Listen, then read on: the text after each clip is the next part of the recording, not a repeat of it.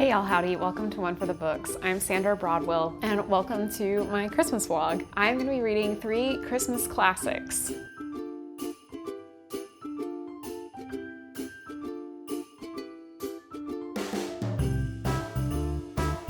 Starting with, of course, the ultimate Christmas classic, which I just checked out on my Kindle, A Christmas Carol by Charles Dickens. This is the Puffin's Classics edition, and I'm excited about this. I, of course, have grown up with so many iterations of A Christmas Carol, just like everyone else. Mickey's Christmas Carol, A Muppet's Christmas Carol, you know, like all of them. I've seen them all, I'm sure.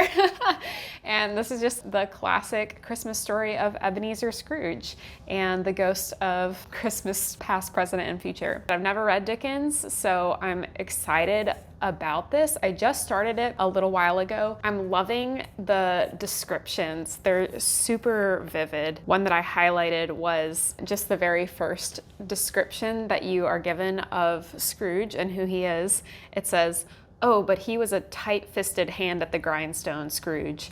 A squeezing, wrenching, grasping, scraping, clutching, covetous old sinner. Hard and sharp as flint, from which no steel had ever struck out generous fire. Secret and self-contained and solitary as an oyster.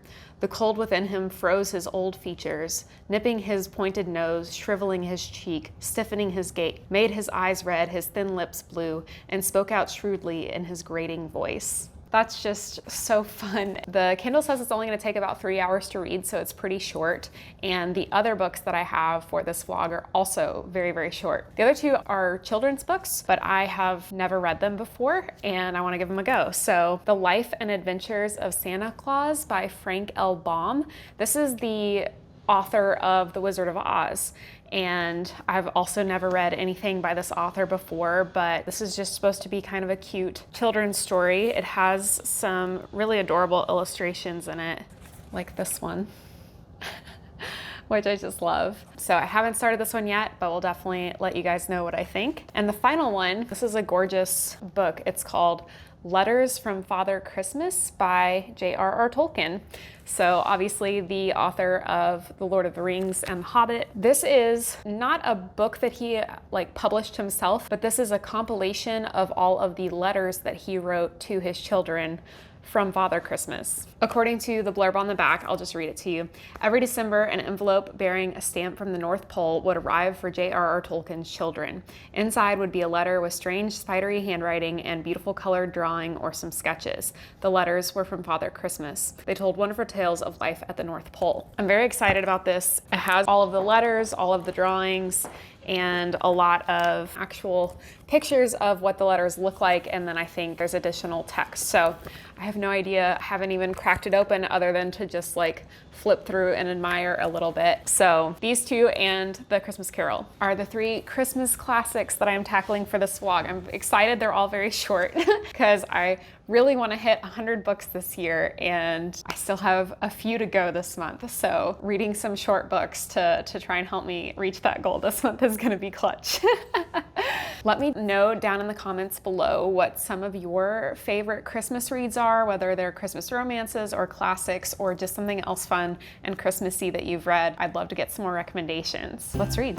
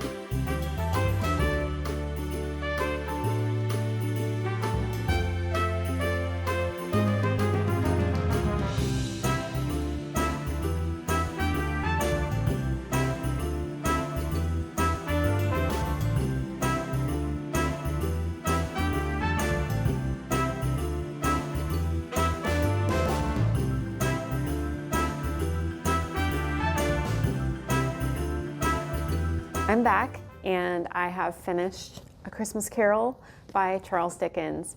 This was originally published in 1843. I didn't plan this on purpose, but I am reading them in publication order. 1843 for A Christmas Carol, and then I'm now about a third of the way through The Life and Adventures of Santa Claus, which was originally published in like 1902, I think.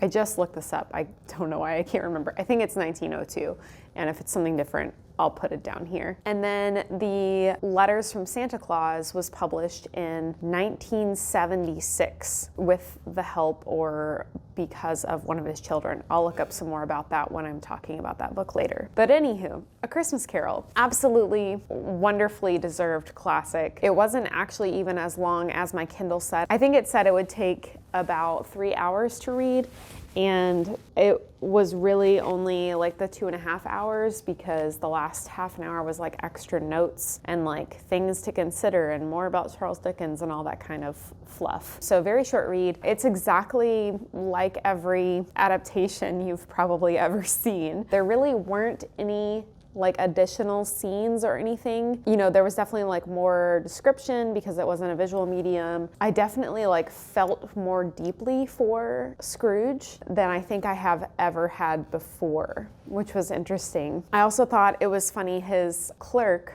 Bob Cratchit, is never even named. He just calls him my clerk until they actually go to visit him with the Ghost of Christmas Present. And it isn't even until then, I think, that you learn the clerk's name, Bob Cratchit. So that was really interesting. Also, having just earlier this month, I read Disfigured by Amanda Leduc, and it is about the portrayal of disabled people in fairy tales, which was a fascinating read that I would highly recommend. But I just thought it was really interesting that Tiny Tim kind of breaks those stereotypes of, not that A Christmas Carol is a fairy tale necessarily, but it does have that kind of outsized impact on our society, especially at this time of year. The way that disabled people are portrayed in fairy tales most of the time, a disability or ugliness are often a punishment to a wicked character, or if a character is virtuous in the fairy tale, then they are often cured of their disability or ugliness.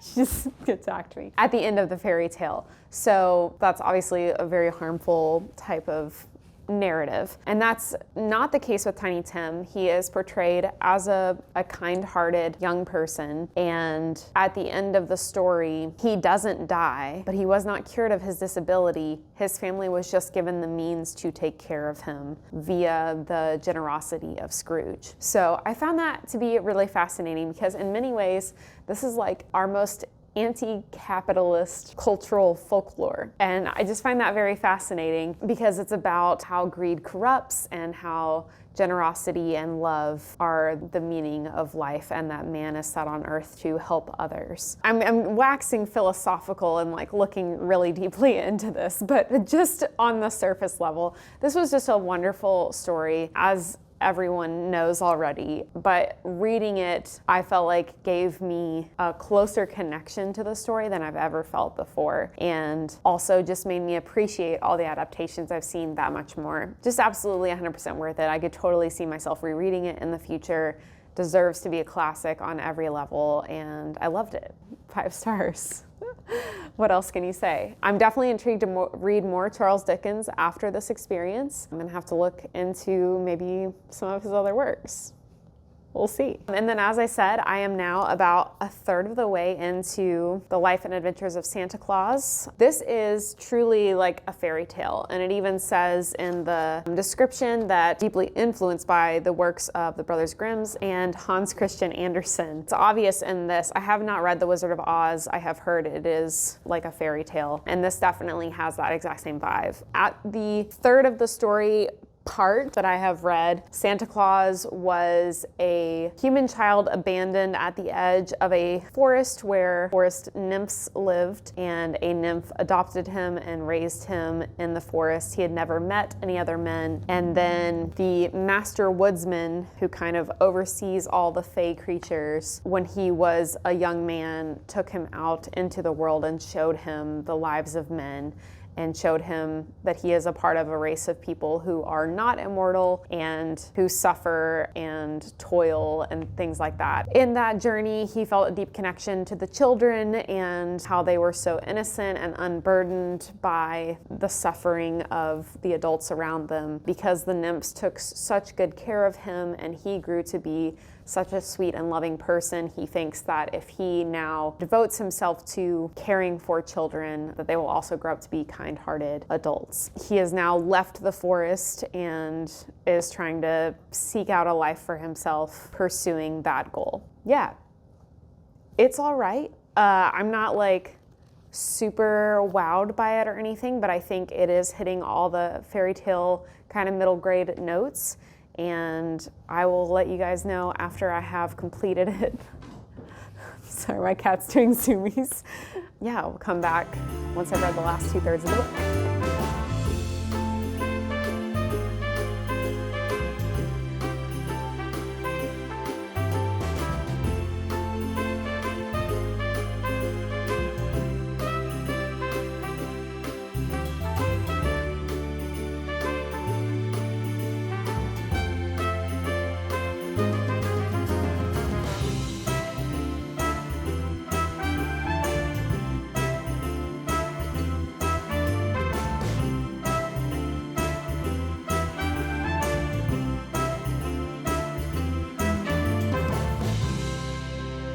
Y'all, I have finished The Life and Adventures of Santa Claus by L. Frank Baum, and this was mediocre. Yeah, I think it does all the things that a fairy tale, it is like a classic fairy tale. It's written very much in that style. My cat is yelling. I think in this case that was a little bit to its detriment, because it's like disconnected from the primary character and things just sort of happen.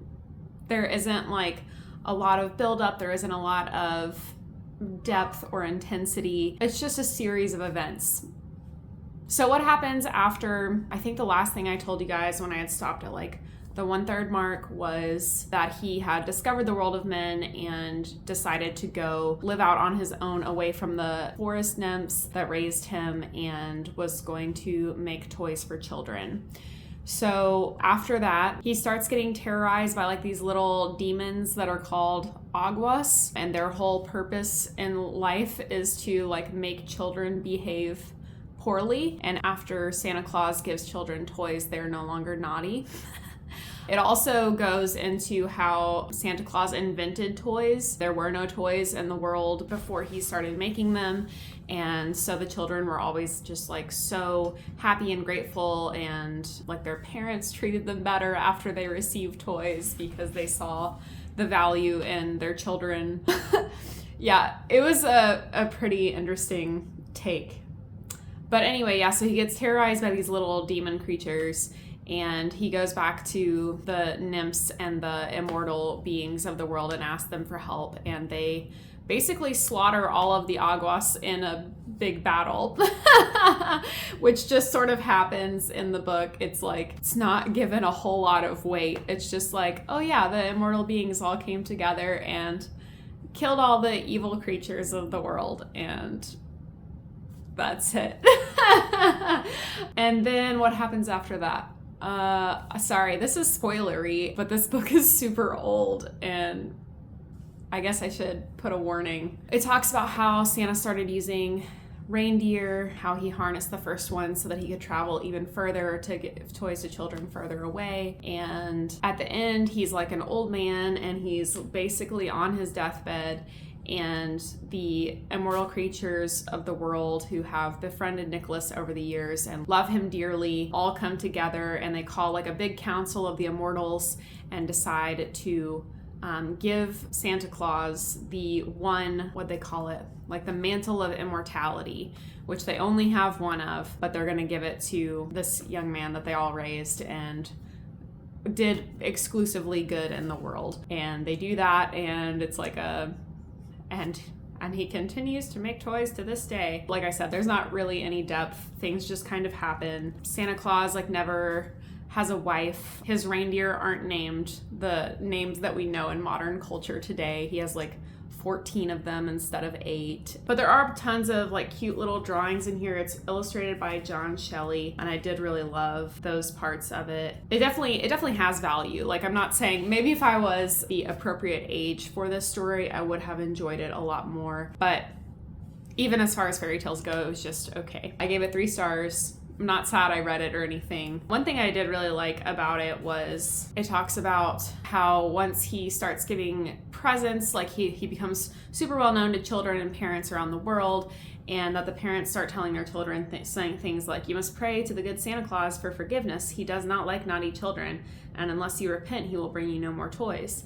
And then it says after that, which is the part that I really liked, Santa Claus himself would not have approved of this speech. He brought toys to the children because they were little and helpless and because he loved them. He knew that the best of children were sometimes naughty and that the naughty ones were often good. It is the way with children the world over, and he would not have changed their natures had he possessed the power to do so. So I thought that was really sweet because, you know, there's always the narrative of like, you better be good or Santa's not going to bring you presents. And the fact that, like, you know, Santa's more of a benevolent, like, he loves all children equally type of character is, I think, really heartwarming. I would recommend this if you want to give your kids like a Christmassy fairy tale, but they're definitely gonna have some questions about why this doesn't match up with like all the songs and stories that we tell in modern day about Santa Claus. So it was fine, but it wasn't nearly as cute as I hoped.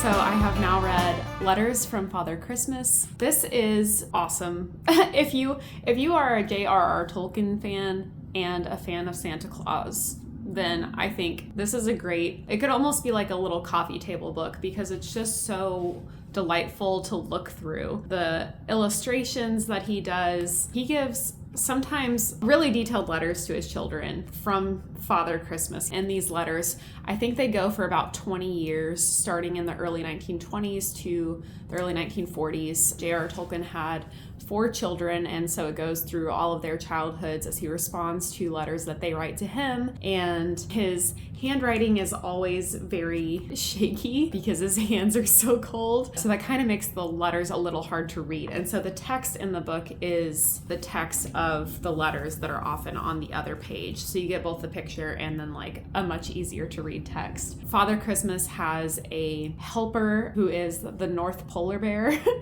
And the polar bear is always getting into hijinks and messing things up right before Christmas. And Father Christmas tells the children about all the things that he's gotten up to in the last year. It's very funny. The polar bear often also like contributes to the letters and has really like snarky little snide remarks about the things that Father Christmas says about him. They have a very cute little dynamic going on. This one, again, like the other one, doesn't follow the traditional kind of Christmas lore that we think of today. Santa Claus doesn't have any elves to help him. He just has his North Polar Bear and some snowmen occasionally make an appearance. There's also some goblins that he has to get rid of that are stealing the toys from his workshop. It's very cute. It's very intimate look at the things that J.r.r. Tolkien was valuing and trying to instill in his children. I don't know that I would recommend this book for children, but I think if you or someone that you love is a huge J.r.r. Tolkien fan, that this would be a really great gift to give this holiday season. So overall, of these, A Christmas Carol by Charles Dickens was definitely my favorite, followed by Letters from Father Christmas by J.r.r. Tolkien, and last place is definitely The Life and Adventures of Santa Claus by L. Frank Baum. Let me know in the comments below what your favorite Christmas read is, and I hope you guys have a really wonderful Christmas with the people that you love. As always, please be kind, read books, and hit the subscribe button below for more bookish content to come. I'll see you next time.